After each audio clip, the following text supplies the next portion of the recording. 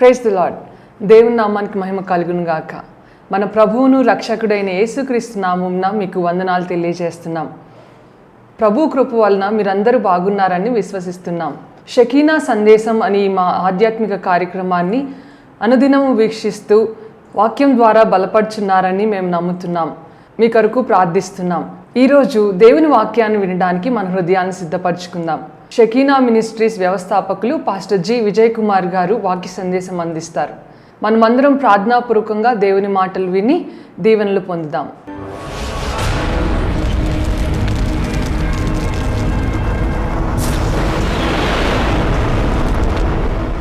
ఆదికాండం 37వ అధ్యాయం చూడమ్మ దయచేసి.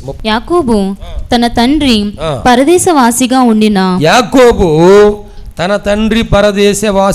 ఉండిన కనాను దేశములో నివసించెను. యాకోబు వంశావళి ఇది. యోసేపు 17 ఏండ్ల వాడై తన సహోదరులతో కూడా మందను మేపుచుండెను.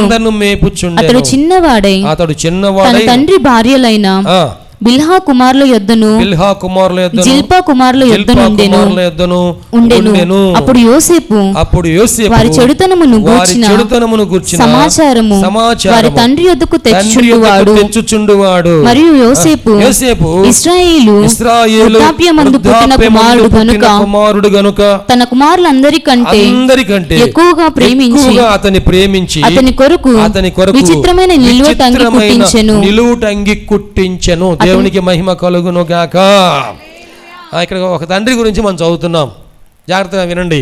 ఆ తండ్రి పేరు ఏం పేరంటండి? యాకోబు. యాకోబుకి ఎంతమంది కుమారులు ఉన్నారు? 12 మంది కుమారులు ఉన్నారు.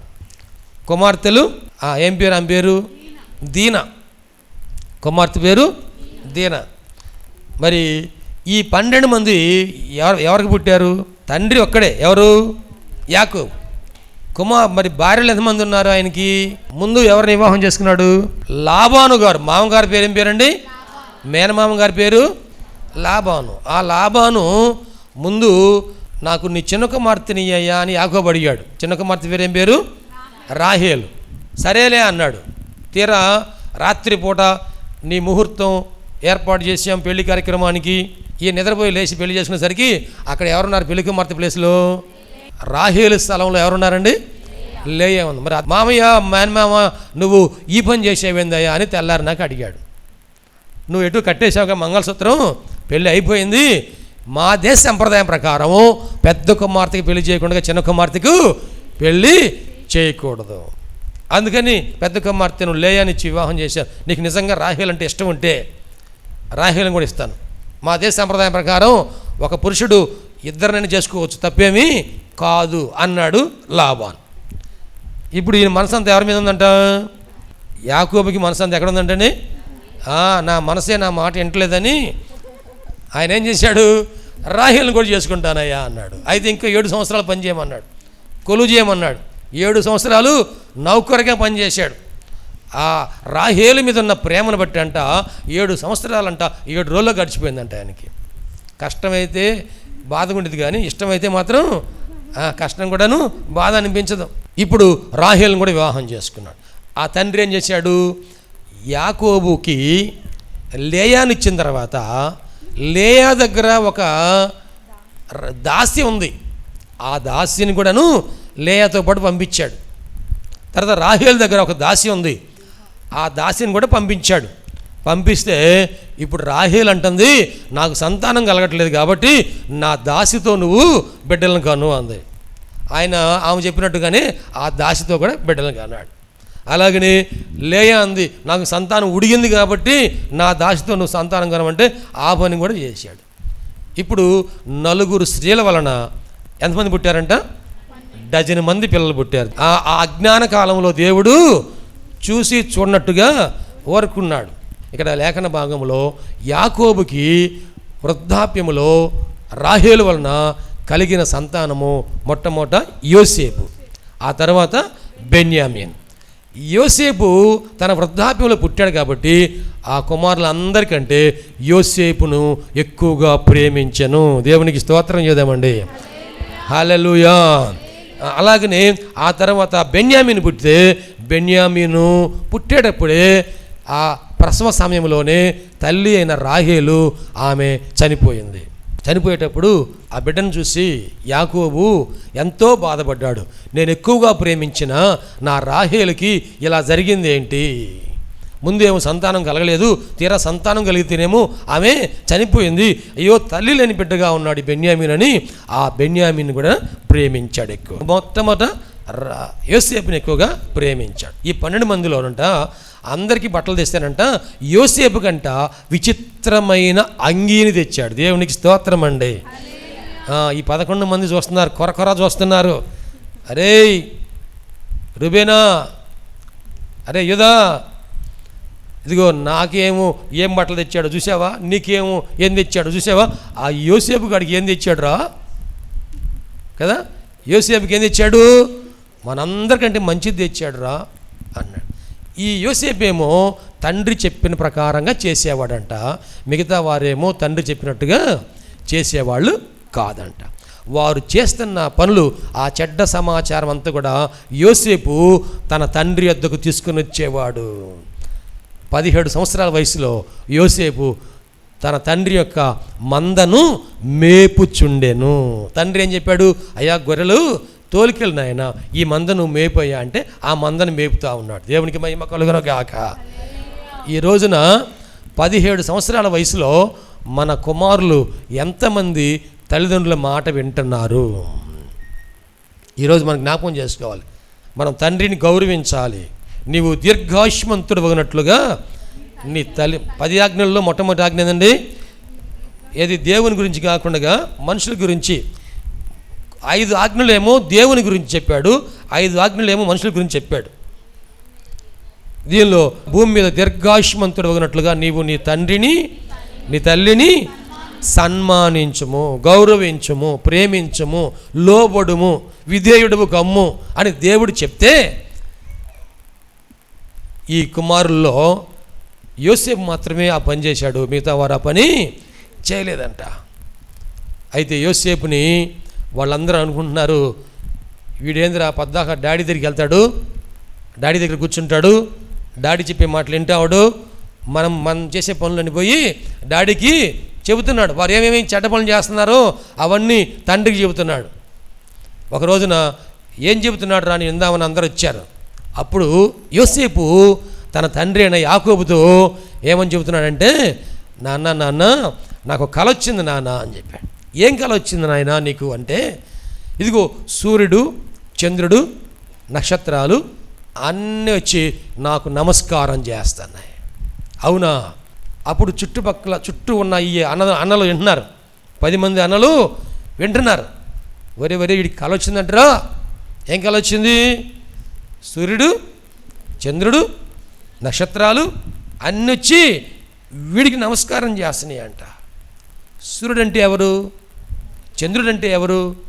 నక్షత్రాలు అంటే ఎవరు?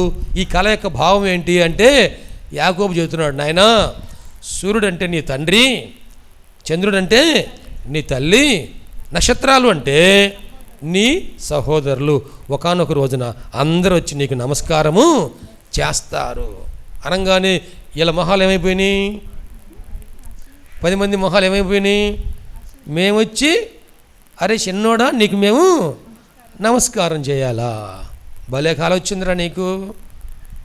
నాన్న ఇంకో కాలం వచ్చింది నాన్న అన్నాడు. ఆ తర్వాత ఇంకో కాలం వచ్చింది నాన్న. ఏమొచ్చింది అంటే అప్పుడు చెబుతున్నాడు, మనం అందరం పొలం కోతకు వస్తున్నామంట, నా దంటు నిలబడి ఉంది, నా వెన్నులన్నీ నిలబడి ఉన్నాయి, మిగతా పొలంలో ఉన్న ఆ వెన్నులు ఆ దంట్లన్నీ వచ్చి నాకు నమస్కారం చేస్తున్నాయి. అయ్యా వీళ్ళందరూ నీ సహోదరులు వచ్చి నీకు నమస్కారం చేస్తారు. చూడండి, తండ్రి దగ్గర ఉన్నటువంటి యోసేపు తండ్రి మాట వింటున్నాడు, తండ్రి చెప్పినట్టు చేస్తున్నాడు. దేవుడు యోసేపును దర్శించి యోసేపులో ఉన్నటువంటి పరిశుద్ధతను బట్టి, యోసేపులో ఉన్నటువంటి విశ్వాసమును బట్టి, నీతిని బట్టి, విధేయతను బట్టి యోసేపును దర్శించి యోసేపుకు దర్శనం ఇచ్చాడు. దేవునికి స్తోత్రం అండి. హల్లెలూయా. ఆ తండ్రి కూడాను కుమారుని ఎక్కువగా ప్రేమించి కుమారుడికి అన్ని సహాయం చేస్తూ ఉన్నాడు. దేవునికి స్తోత్రం అండి. హల్లెలూయా. చూడండి, ఒక కుటుంబంలో ఒకరికంటే ఎక్కువ ఉన్నప్పుడు ఈ బిడ్డలో కుమారుడు కుమార్తె ఉండొచ్చు, ఇద్దరు కుమారులు ఉండొచ్చు, ఇద్దరు కుమార్తెలు ఉండొచ్చు, లేకపోతే ముగ్గురు సంతానం ఉండొచ్చు, నలుగురు సంతానం ఉండొచ్చు. ఎవరున్నా సరే అందరిలో ఎవరిని ఎక్కువ ప్రేమిస్తారు? తల్లైనా తండ్రి అయినా ఎవరిని ఎక్కువ ప్రేమిస్తారు? చెప్పిన మాట వినే వాళ్ళని తల్లిదండ్రులు ప్రేమిస్తారు. వినని వాళ్ళని తల్లిదండ్రులు ప్రేమిస్తారా? అరే స్కూల్కి వెళ్ళరా అంటే నేను వెళ్ళను అంటారు. ఏమండి, కాలేజీకి వెళ్ళమంటే నేను వెళ్తున్నా అని చెప్పేసి సినిమా హాల్కి వెళ్తుంటారు. కాలేజీకి వెళ్తున్నా అని చెప్పి సినిమాకి వెళ్తున్నారు. కాలేజీకి వెళ్తున్నా అని చెప్పేసి కాలేజీ ఎగ్గొట్టి పిల్లలతో కలిసి బజార్లో వాళ్ళు చేయకుండా పనులన్నీ చేస్తూ ఉన్నారు. ఈ రోజున చాలామంది యవనస్తులు, చాలామంది మన బిడ్డలు హై స్కూల్లో కానీ కాలేజీలో కానీ ఎటువంటి రిమార్కులు వస్తున్నాయంటే హై స్కూల్లోనే డ్రగ్స్ ఉంటున్నాయి, హై స్కూల్లోనే డ్రగ్స్ వాడుతున్నారు, హై స్కూల్లోని సిగరెట్లు తాగుతున్నారు, హై స్కూల్లోని మందు తాగుతున్నారు, కాలేజీలోని మందు తాగుతున్నారు, కాలేజీలోని సిగరెట్లు తాగుతున్నారు. అక్కడే గంజాయి కూడా ఉంటుంది, అక్కడే ఆ అసాంఘిక కార్యక్రమాలన్నీ కూడా జరుగుతూ ఉన్నాయంటే అది ఆ కుటుంబానికి ఎంత అవమానం. ఈ యాకోబు కుటుంబంలో యోసేపును తండ్రి ఎక్కువగా ప్రేమించడానికి కారణం ఏంటంటే యోసేపు తండ్రి యొక్క ఇష్టమును నెరవేర్చినవాడు. దేవునికి మహిమ కలుగునుగాక. మనం మన తల్లిదండ్రులు చెప్పినట్టుగా చేస్తున్నామా? వారి వయసు ఎంతైనా కావచ్చు, మన వయసు ఎంతైనా కావచ్చు, మన తల్లిదండ్రులు బతికున్నారంటే అది మనకు దేవుడిచ్చిన ఆశీర్వాదం. దేవునికి స్తోత్రం అండి. హల్లెలూయా. మా అమ్మ మా నాన్న ఇంకా బతికే ఉన్నారు అన్న వాళ్ళు స్తోత్రం చెబుతారా? మా నాన్న మా అమ్మ ఇంకా బతికే ఉన్నారు అన్న వాళ్ళు చేతులెత్తి స్తోత్రం చెబుతారా? ఇద్దరిలో ఒకరైనా పర్వాలేదు, దేవునికి స్తోత్రం చెబుతారా? హల్లెలూయా. మా అమ్మ మా నాన్న ఇద్దరు చనిపోయారు. నేను స్కూల్కి వెళ్ళేటప్పుడు మా అమ్మ అనేది పొద్దున్న 5ంటికి, ఆమె 4:30కి 5ంటికి నిద్రలేసేది. ఎందుకోసం? ఉదయాన్నే 7 గంటలకి వెళ్ళి ఆమె పనికి వెళ్ళిపోవాలి.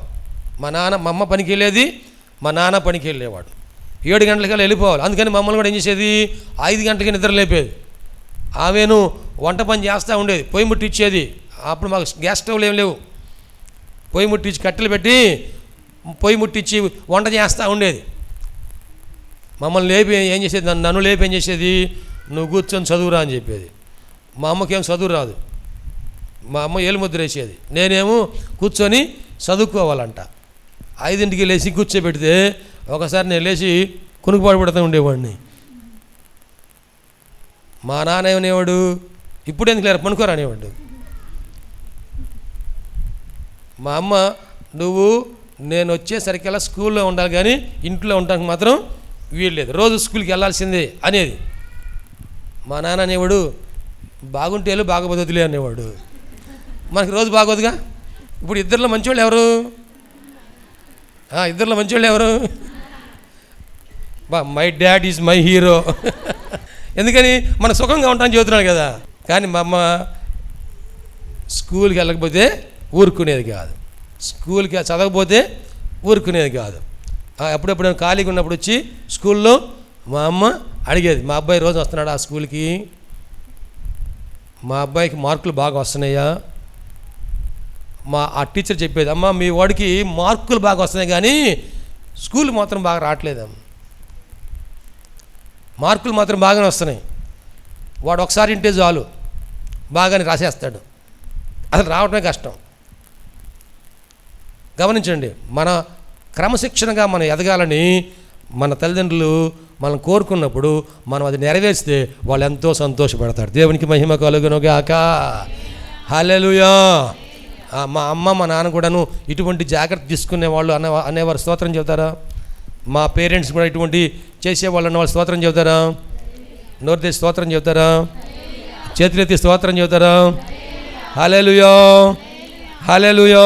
అయితే నేను అప్పుడు అనుకున్నాను, మా అమ్మ ఎందుకు నన్ను ఇట్లా పీడిస్తూ ఉంది, మా అమ్మ నన్ను ఎందుకు ఇంతగా ఇబ్బంది పెడతా ఉంది, నిద్రపోనీయదు, ఆడుకోనీయదు, పిల్లలందరితో కలిసి గోళీలు ఆడుకునేవాళ్ళమా, లేకపోతే ఇంకా క్రికెట్ ఆడుకునేవాళ్ళమా, లేకపోతే ఎండాకాలం రాగానే తాటికాయల కోసం, ఈతకాయల కోసం, అలాగే ఆ చెరువులో ఈతలు వేసుకోవడం కోసం అక్కడికి ఇక్కడికి పోతా ఉండేవాళ్ళని, ఇవన్నీ పోనీ పని చెంది కాపిద్దిరా అనుకునేవాడు.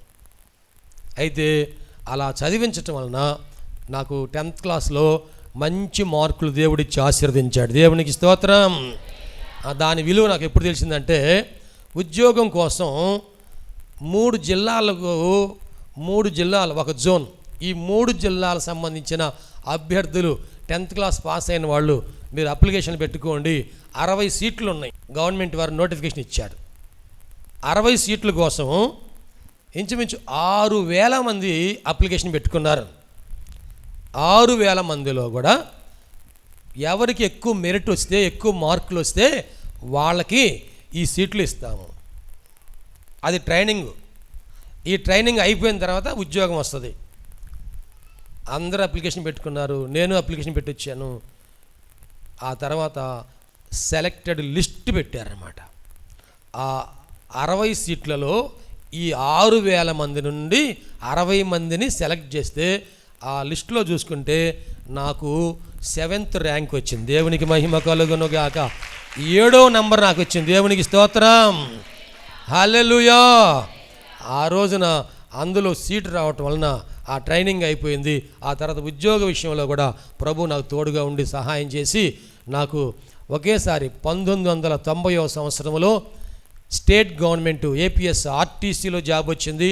ఆ తర్వాత మెడికల్ అండ్ హెల్త్ డిపార్ట్మెంట్లో దేవుడు ఉద్యోగం ఇచ్చి ఆశీర్వదించాడు.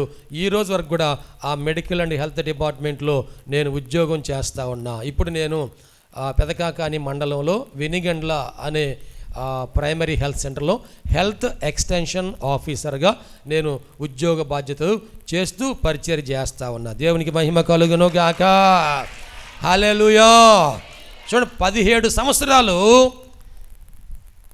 యాకోబు యోసేపును ప్రేమించి, తన కుమారుని ప్రేమించి, అతనికి కావలసినవన్నీ కూడా ఏర్పాటు చేస్తే దేవుడు యాకోబునకు తోడుగా ఉండి, చూడండి ఆదికాండము 47వ అధ్యాయం 8వ వచనం చదువుకుందాం. ఫరో, నీవు జీవించిన సంవత్సరములు ఎన్ని అని నీవు జీవించిన సంవత్సరములు ఎన్ని అని యాకోబును అడిగినప్పుడు యాకోబు, నేను యాత్ర చేసిన సంవత్సరములు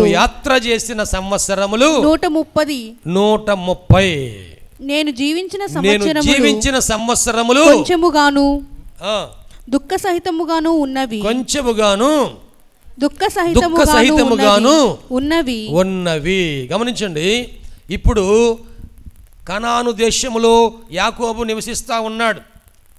యోసేపునేమో 17 సంవత్సరాల వరకు ఇంట్లో ఉన్నాడు. 17 సంవత్సరాల వయసు దాటేసరికి యోసేపుని అన్నలు ఏం చేశారు? అతన్ని తీసుకెళ్ళి గుంటలో పడేశారు. అక్కడి నుండి తీసుకెళ్ళి ఆయన్ని ఐగుప్తు వర్తకులకు అమ్మివేశారు. పోతీఫరు అనే ఆయన ఇంట్లో ఒక బానిసగా, ఒక పనివాడుగా అక్కడ అమ్మబడ్డాడు. యోసేపుని ఎంత వేలకు అమ్మారు? యోసేపుని బేరం పెట్టేశారు. చూడండి, సంతలో పశువులు నమ్మినట్టుగా యోసేపుని అమ్మేసేశారు. ఎవరు అమ్మారు? అన్నలే. యేసు ప్రభు వారిని అప్పగించింది ఎవరు? తనతో ఉన్నటువంటి సహోదరులే. ఆయన అన్నాడు, నేను మిమ్మల్ని దాసులు అనను, మిమ్మల్ని ఏమంటున్నా, నేను స్నేహితులు అంటున్నాను, సహోదరులు అంటున్నాను. మనందరం ఒక తల్లి బిడ్డలు లాంటి వాళ్ళం. సహోదరులు అంటే అర్థం ఏంటి? ఉదరులు. ఉదరం అంటే గర్భం, కడుపు. ఒకే కడుపులోంచి పుట్టిన వాళ్ళము మనం అందరం సహోదరులము. ఈరోజున సంఘంలో మనం ఉన్నామంటే సహోదరులు, సహోదరీలు అంటే ఒకే తల్లి గర్భంలో నుంచి పుట్టిన వారి వాళ్ళే మనమందరం కుటుంబంగా ఉన్నాం. దేవునికి స్తోత్రం. హల్లెలూయా. యేసు ప్రభు వారినేమో 30 వెండి నాణాలకు అమ్మివేశాడు. యోసేపునేమో 20 వెండి నాణాలకు అమ్మివేశాడు. అక్కడ నుండి చేయని నేరానికి యోసేపుని చెరసాలలో పడేశారు. ఆ చెరసాలలో నుంచి దేవుడు లేవనెత్తి సింహాసనమే కూర్చోబెడితే ఆ ఐగుప్తు దేశంలో 7 సంవత్సరాలు విస్తారంగా పంట పండింది. ఆ తర్వాత 7 సంవత్సరాలు కరువు వచ్చింది. ఆ కనాన్ దేశంలో కూడా కరువు వచ్చిందంట. అక్కడ పంట పండలేదు కానీ కరువు వచ్చింది. ఇప్పుడు యాకోబు అంటున్నాడు మిగతా కుమారులను, అయ్యా మీరు ఆ ఫరో దగ్గరికి ఐగుప్తు దేశానికి వెళ్ళి ధాన్యం కొనుక్కురండి అంటే, ఇప్పుడు అక్కడ ఎవరున్నారయ్యా అంటే యోసేపు ఉన్నాడు. దేవునికి మహిమ కలుగును గాక. ఆ తర్వాత అన్నలు వెళ్ళారు. ఆ తర్వాత ఆయన వాళ్ళకి తెలియజేసుకున్నాడు, తండ్రిని తీసుకురమ్మన్నాడు, తండ్రి తీసుకొచ్చారు. ఆ తండ్రి యోసేపు దగ్గరికి వస్తే యోసేపు తండ్రిని రాజుగారి దగ్గర తీసుకెళ్ళాడు, ఫరో రాజుగారి దగ్గర తీసుకెళ్ళాడు. ఆ రాజుగారు అంటున్నాడు, అయ్యా నువ్వు చాలా వృద్ధాప్యంలో ఉన్నావు, నీ వయసు ఎంతయ్యా అన్నాడు. ఎవరిని? యాకోబుని. అప్పుడు యాకోబు అంటున్నాడు, నా వయసు అంట్లా నేను యాత్ర చేసిన సంవత్సరములు 130 సంవత్సరాలు. మనం జాగ్రత్తగా ఏనండి, యాకోబు 130 సంవత్సరాల వయసులో యోసేపు దగ్గరకు తీసుకొని రాబడ్డాడు. 130 సంవత్సరాల వయసులో యోసేపు దగ్గరికి ఐగుప్తు దేశానికి తీసుకురాబడ్డాడు. ఇప్పుడు యాకోబు కుటుంబం ఎంతమంది వచ్చారంటే 70 మంది వచ్చారు. ఐగుప్తు దేశానికి యాకోబు కుటుంబము 70 మంది వచ్చారు. వీరందరినీ కూడా ఎవరు పోషిస్తున్నాడా అంటే యోసేపు పోషిస్తూ ఉన్నాడు. దేవునికి స్తోత్రం, హల్లెలూయా. గట్టిగా చెప్పలు కూడా యేసుకి మేము చేద్దామా? ఏ సహోదరులైతే యోసేపును గుంటలో పడవేశారో, అమ్మి వేశారో ఆ సహోదరుడే ఇప్పుడు వాళ్ళందరినీ, వారి భార్యలను, వారి పిల్లలను అందరినీ కూడాను, ఆ తండ్రిని అందరినీ పోషించే బాధ్యత యోసేపు తీసుకున్నాడు. అక్కడ గమనిస్తే ఈ అధ్యాయంలో 130 సంవత్సరాలు బ్రతికినటువంటి యాకోబు యోసేపు దగ్గర ఎంతకాలం ఉన్నాడంటే 47వ అధ్యాయము 28వ వచనం చూడండి. యాకోబు ఐగుప్తు దేశములో 17 సంవత్సరములు బ్రతికెను. 17 సంవత్సరములు బ్రతికెను. దేవునికి స్తోత్రం చేద్దామా? యోసేపు తండ్రి దగ్గర ఎంతకాలం ఉన్నాడు? 17 సంవత్సరాలు ఉన్నాడు. మా జాగ్రత్త ఏనండి, యోసేపు ఏమో తండ్రి దగ్గర 17 సంవత్సరాలు ఉంటే ఇప్పుడు తండ్రి అయిన యాకోబు యోసేపు దగ్గర ఎంతకాలం ఉన్నాడు? 17 సంవత్సరాలు పోషించడానికి దేవుడు ఏర్పాటు చేశాడు. దేవునికి మహిమ కలుగును గాక. కొడితే గట్టి కొట్టాలి చెప్పట్లో. మన తండ్రి అయిన దేవుడు అన్యాయస్తుడు కాదు. మనము మన తల్లిని, మన తండ్రిని సన్మానిస్తే దేవుడు మనల్ని కూడాను సన్మానిస్తాడు.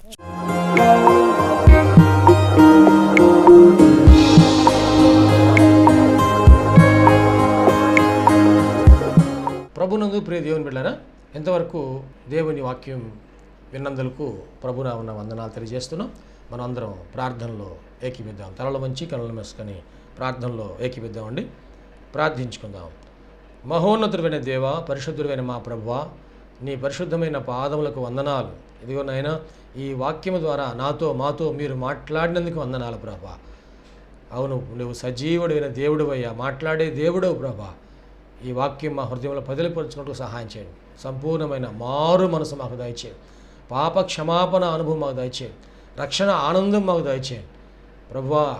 ఈ అనారోగ్యములు, బలహీనతలు, సమస్యలు, శోధనలు, సైతాను ఆటంకాలు అన్నీ కూడా యేసుక్రీస్తు నామములో తొలగించండి నాయన. పరిశుద్ధాత్మ దేవ, మీ కార్యం జరిగించండి అయ్యా. మీరు మాకు తోడుగా ఉండి దీవించండి. మమ్మల్ని, మా కుటుంబం జ్ఞాపకం చేసుకోండి. మా బిడ్డలు మీరు ఆశీర్వదించండి ప్రభువా. మా కుటుంబంలో రక్షణ ఆనందం సంపూర్ణంగా దయచేయండి. ఎటువంటి అవసరాలని మీకు తెలుసునైనా ప్రతి అవసరతలో కూడా మాకు సహాయం దయచేయండి. అన్ని విషయాలు కూడా మీరు దీవించండి. ఈ టీవీ ప్రోగ్రాం చూసిన ప్రతి ఒక్కరిని పేరు వరుసన మీరు దీవించి రక్షించి మీరు అక్కడ కొరకు సిద్ధపరచండి. మంచి భవిష్యత్తును వారికి దయచేసి మీ కృపలో మీరు వర్ధలు చేయమని నీకే సమర్పణ చేసుకుంటూ యేసయ్య పరిశుద్ధ నామములో స్తుతించి ప్రార్థించి వేడుకుంటున్నాము తండ్రి. ఆమెన్. తండ్రి, కుమార, పరిశుద్ధాత్మ త్రియేక దేవుని దీవెన తోడుగా నడిపించను గాక. Amen, amen, amen. మీ అందరికీ ప్రభునామన వందనాలు. దేవుడు మిమ్మల్ని దీవించను గాక. ఆమెన్. ప్రభునందు ప్రియమైన సహోదరి సహోదరులందరికీ షకీనా ప్రార్థనా మందిరం తరపున హృదయపూర్వక వందనాలు తెలియజేస్తున్నాం. దేవుని కృప వలన 2012వ సంవత్సరంలో 350 గజముల స్థలంలో ఈ మందిరం నిర్మించుకోవడానికి ప్రభు కృపించారు.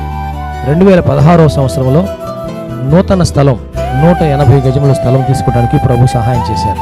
ఈ సమయంలో ఈ స్థలం అంతట్లో కూడాను మందిరం నిర్మించుకోవడానికి ప్రభు ఏర్పాటు చేసి ఉన్నారు కనుక ఈ మందిర నిర్మాణం, పాత మందిరం తీసివేసి నూతన మందిర నిర్మాణం కార్యక్రమం ప్రారంభించబడింది.